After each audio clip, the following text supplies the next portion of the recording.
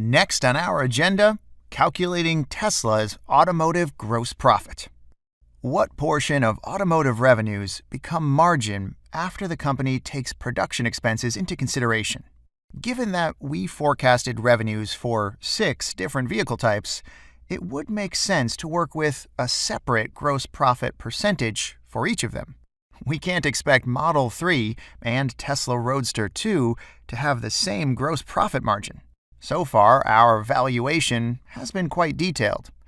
It would be a shame to consider an average gross profit percentage and apply it to all model types.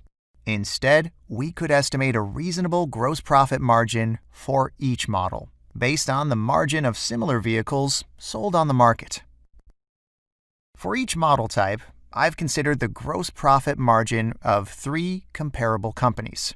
Of course, it would be preferable to select specific models these companies sell, but such information is not available to outsiders.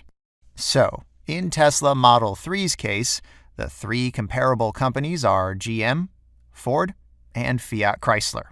I've considered their gross profit margins as reported in their financial statements and taken the average.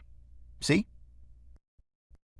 Tesla Model S and Model X vehicles are a bit more luxurious and are positioned as premium-style cars, and hence I've compared them to the 3 German mastodons in the auto industry: BMW, Mercedes-Benz, and Volkswagen.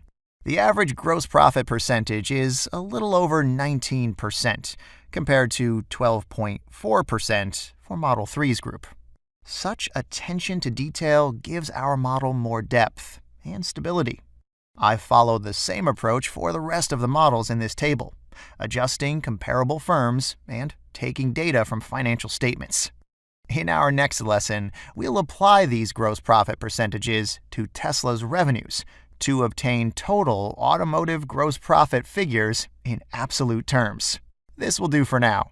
Thanks for watching.